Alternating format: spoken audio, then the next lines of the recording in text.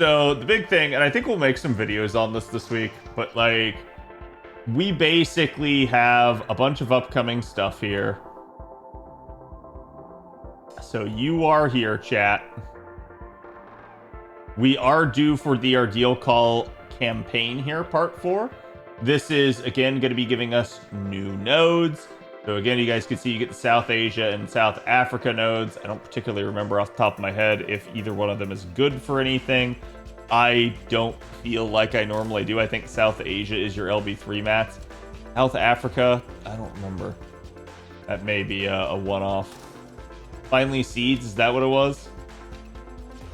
It was announced for tomorrow, right? So you guys also get class score missions. Again, you guys can see it's just stuff that will kind of auto-complete if you already have it done.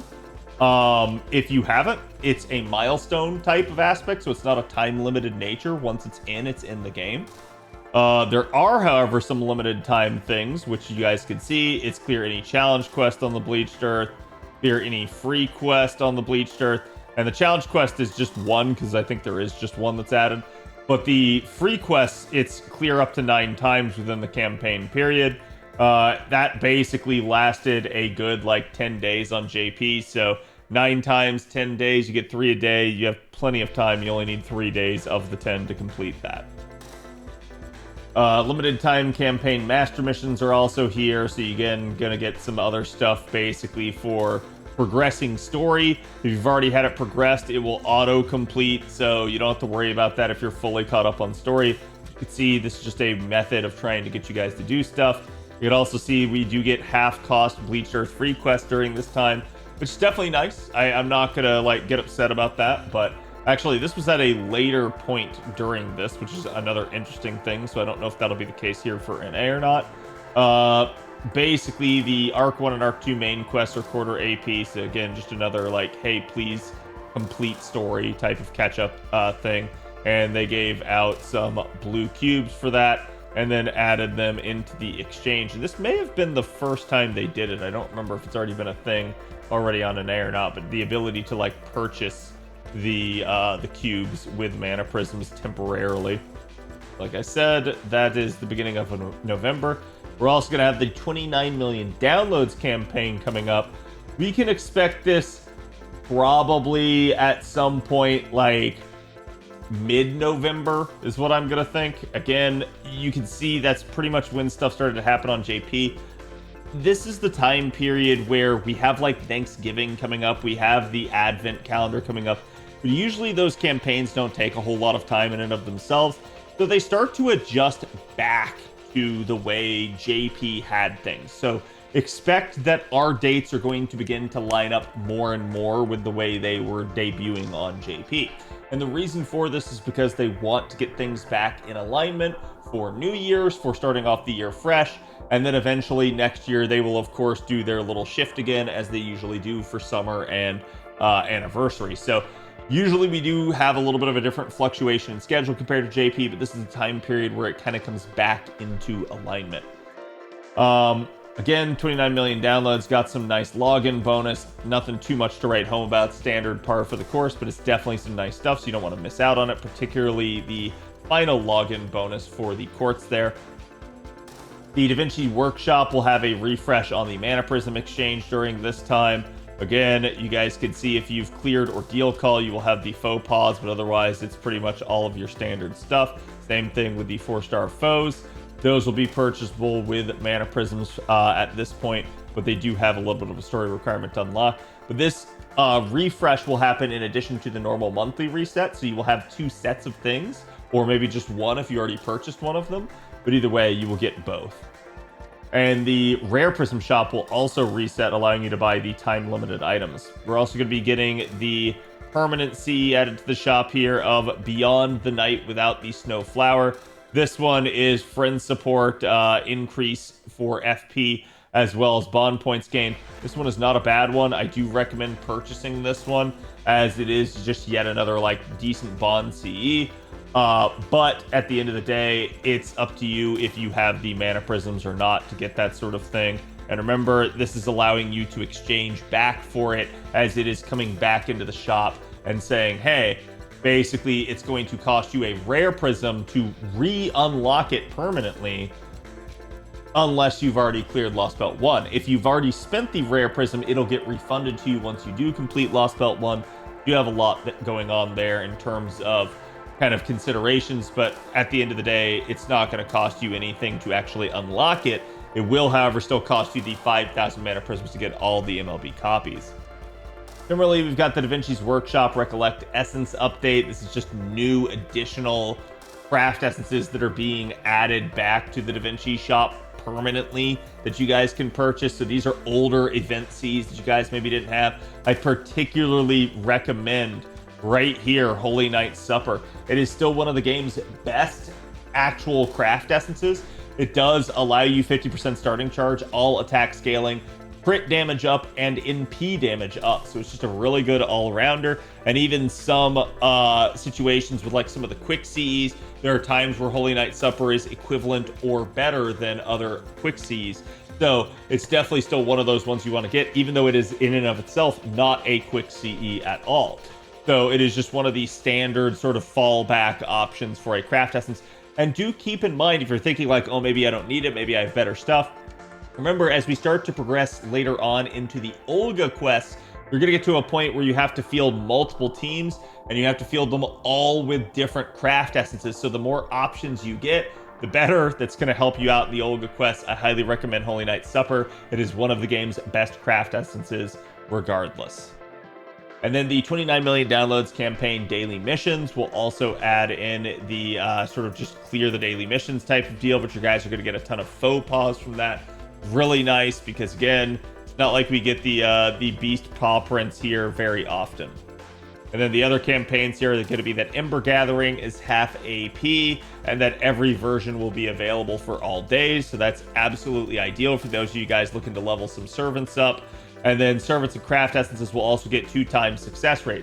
Not going to be as good as something like the Anniversary, but given this time of year, this is definitely a nice thing. You're probably not going to see another one of these until like probably New Year's. So if you're looking for an opportunity to take advantage of stuff before NA gets its Christmas lotto, or just in general as you're trying to progress like your 120 projects and stuff like that, this is another easy way and time to do it. You can also see Melisande will be available as an NPC support for the Ember Gathering units, and it will just kind of give her sort of additional stuff. So not too crazy there, but definitely an interesting set of campaigns for that. There'll also be a couple of game updates. Basically, they move the Recollection Craft Essences into their own tab at this point. So that way they were not cluttering up the normal Da Vinci shop, which is definitely a nice change because normal Da Vinci shop is already bloated as is.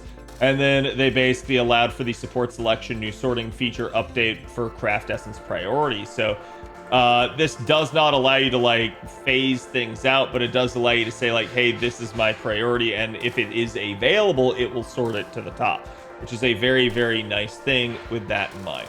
And then looking at the summoning campaign, obviously Melisande's returning. However, this time, interestingly enough, only with Barghest. So if you were maybe hoping to isolate her with, say, Balbon Sith, Sith is not present in this banner, which is rather odd, as we do normally see a very, like, sort of tight-knit group of that trio to an extent. So it is interesting in that regard. But yes, this is an opportunity to get both Melisande and Barghest.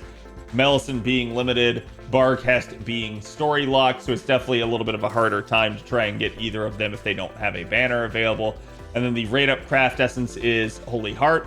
Nothing too much to write home about it. Obviously, the artwork is fantastic, but it's not a CE you guys need to desperately try to get. It's not one you're going to try to level up. There's also new craft essences added, but they are just to the general pool. They are not on rate up. And that's the Blank Man here, which is another interesting one, but also not one you need to like go pretty crazy for. Natural Predator is another interesting one, as it gives extra damage to humanoids. It is all attack scaling, even though it is a 4-star. And it does have increased NP generation rate as well. And then Foggy Scene here, which is all HP scaling and increases healing received by 30%. Can also be a decent one depending on who you put it on. So that is going to be your 29 million downloads campaign. Nothing too much to write home about, but still a nice campaign altogether. So taking a look after that, we basically will have another Evocation Festival. This one will be involving Cha-Cha coming back here, as well as basically our Sakamoto Ryoma version, his original welfare version as the single target arts writer, and then Nightingale Archer, who is probably actually going to be the primary prize here. Not to say that Sakamoto Ryoma is a bad unit or anything like that, but definitely Nightingale Santa has proven time and time again to be useful, not just as a wave clear, but also as somebody that can be really nice in challenges for her buff removal resistance, for her guts and things like that. So I do think she's a really, really nice option for you guys to pick up. She's somebody that if you're a newer player and you're looking to have some good AoE archer options, she's not necessarily going to be your go-to farmer, but she is somebody that you're going to want to get your hands on. She does do decent damage, and again, that utility that she provides is going to make her a huge need for your arsenal. But again, standard campaign fare here with the Evocation Festival. Not too much. Obviously, you got to pick one of them and level them up at least to level 40. You have to clear quests with them in the front line, but again, it's just one of them. So it's not too hard to complete these missions. I do recommend it. There is a commemorative craft essence detailing all of them, but nothing else really there to be concerned with. And then as we look at the other campaigns here, it's another similar deal. They do get 2 times experience gained when leveling them up, which does mean that if you want to grail one of them, particularly up to say 120, this would actually be the optimal time to do it, because they actually do get 2 times experience gained, as well as basically just having overall efficiency in this due to damage bonus and stuff like that.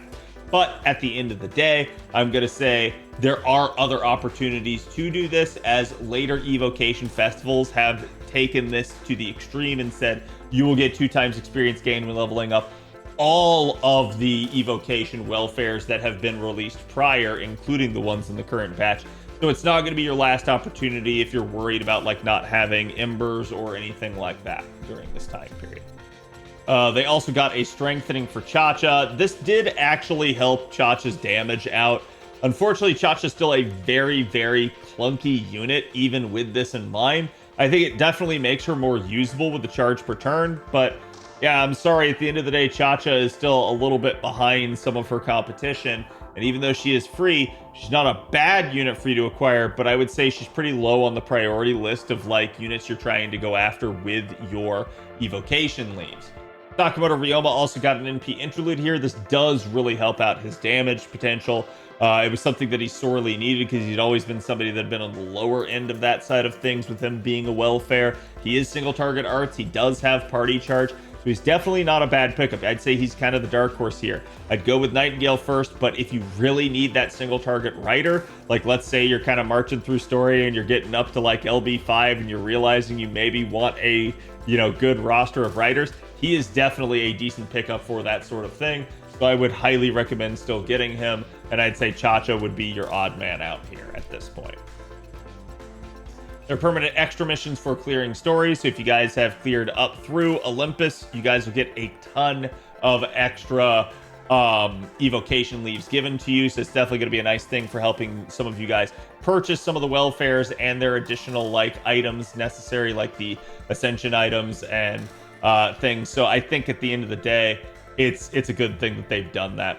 Our summoning campaign will actually be a little bit of a Guda focus, with Sakamoto Lancer here as the 5-star option, but also Mao Nobu, aka Demon King Nobunaga, here as another 5-star option. Both of them are limited units.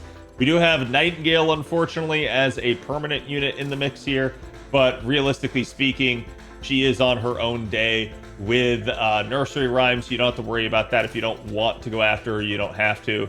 But you can definitely see we also have some rare units here, with Okada Izo being a 3-star that's limited, Nobu Zerker being a old summer unit that is limited and single target berserker in her own right, and then Nursery Rhyme, who is just a permanent. So realistically speaking, there are some definitely nice gains here, even if you're just looking for things like coins.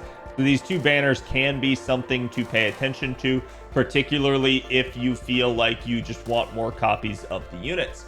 But keep in mind, we do have things like Christmas coming up. We do have things like New Year's coming up. There's going to be a lot of banner potential soon, plus a stacked set of units coming out next year that you guys might be wanting to save for. So all of those are big considerations for those of you guys that are trying to kind of save. So again, don't let me try to convince you here to roll however you had planned, but it's definitely just some food for thought. And then after that, we will have Guda Guda Super Goryaku. Again, we kind of know that this is going to be intersecting a little bit with the timing for Thanksgiving. I'm not going to go through an event guide right now. It's definitely on my to-do list is to film that for you guys, but I think we're going to be expecting this probably either like during Thanksgiving or like maybe right after Thanksgiving, depending on how they want to do it. It could come out exactly how they have it right here on JP on the 29th, or it could come out maybe a couple of days earlier. We are looking at them doing like the Bleached Earth quest here, then the 29 million downloads, then the Evocation Festival. So I think you guys could expect a decent sort of dead period here on NA, at least say in the sense that not that there's nothing going on, but in the sense that you're not going to necessarily have like an event active during this upcoming couple of weeks. So Guda Guda will be our next one. I will film the guide for that, but it will still be a bit. We do have some raids to look forward to in that one. It is definitely up for consideration as to like you guys kind of controlling your Apple spending and things like that. But I just kind of wanted to get the general idea out here that this is what's upcoming on our schedule. Plus, we still have December there with Nemo Moss, which is going to be our year-end lotto this year. So definitely a whole lot going on still with the remaining months of FGO, but a little bit of a lull here as we kind of come out the backside of the Ptolemy event for now. Thank you guys for watching. Don't forget to like, comment, and subscribe. Definitely helps me and the channel out. And I will see you guys for the next one. And I hope that they kind of get back into a more regularly paced schedule where there's at worst like 2 weeks of like campaigns in between events. But we'll just have to see what they do in the future.